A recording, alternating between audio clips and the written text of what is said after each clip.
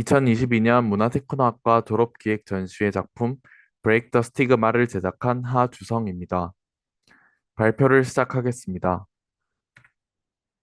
먼저 졸업 작품의 선정 배경입니다. 현대인의 정신질환 문제가 더 이상 남의 얘기가 아닌 시대가 되었습니다. 공황장애, 우울증, 조울증 등 이러한 정신질환들을 가진 사람들을 우리는 근처에서 쉽게 볼 수 있는 상황입니다. 사진의 연도별 우울증 환자 추이를 보시면 2010년과 비교해 10년 사이에 우울증 환자가 1.5배 이상 늘어난 것을 알 수 있으며 대중매체에서 또한 정신질환을 주제로 한 프로그램들이 많이 늘어난 것을 알 수 있습니다.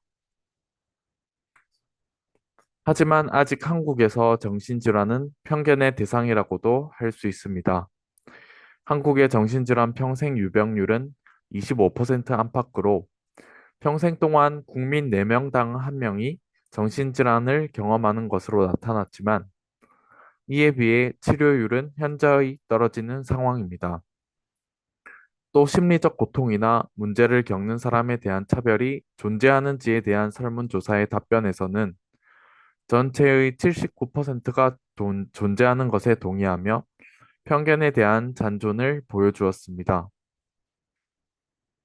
따라서 저는 이번 졸업기획 전시회를 통해 한국에서 정신적인 아픔을 겪고 있는 사람들에게 공감하고 이해하는 전시 컨텐츠를 만들어야겠다 생각했습니다.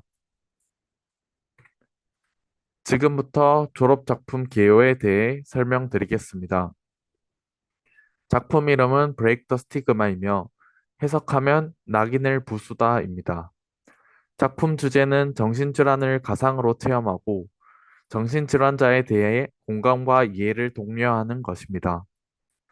작품 개발은 유니티, 엑셀 툴킷, 오큘러스 리프트 S를 활용하였습니다.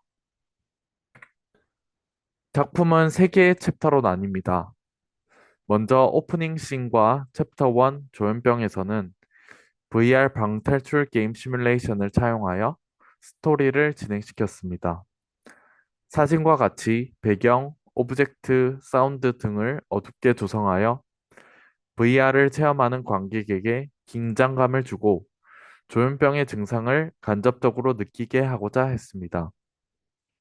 조현병의 주요 증상은 환각, 환청, 망상 등으로 이를 위해 벽에 글씨, 괴물의 등장 등을 배치하였습니다. 스토리는 다음과 같습니다. 꿈에서 괴물을 보고 깬 관객은 약을 찾기 위해 집을 나서려고 하지만 집에 있는 열쇠가 여러 개 보이는 상황. 환각, 환청을 무릅쓰고 진짜 열쇠를 찾아야 한다. 챕터 2 편집증 또한 편집증을 겪는 상황을 공포스럽게 표현하였습니다. 그리고 암호 해독과 같은 인터랙션 게임으로 관객의 재미와 몰입도를 얻고자 했습니다.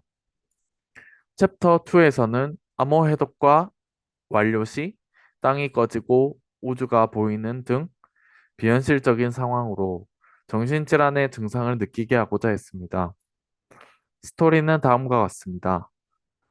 무사히 밖을 나왔지만 분위기가 이상하다.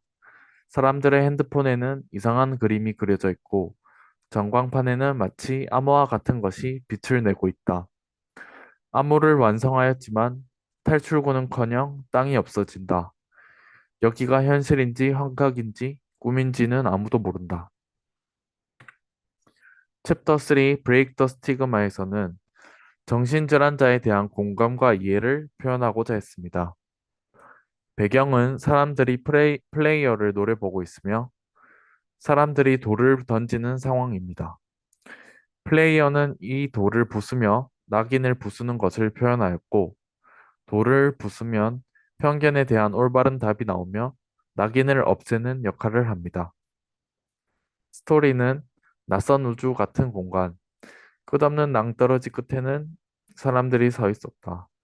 그들은 나에게 독설과 돌을 던지지만 나는 천천히 하나씩 부숴간다. 엔딩에서는 최종적인 낙인의 모습이 드러나며 플레이어는 그것을 부수고 편견은 내가 다른 사람을 사랑하지 못하게 한다는 말과 함께 콘텐츠가 끝납니다. 전시 공간은 3개의 포인트가 있으며 관람 순서는 숫자 1, 2, 3의 순서입니다.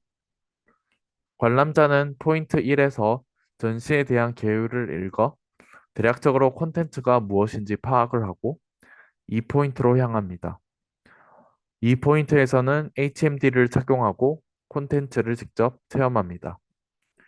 마지막 3포인트에서는 전시 주제에 관한 포스터를 보고 마지막으로 전시에 대한 설문조사를 끝으로 관람을 마칩니다.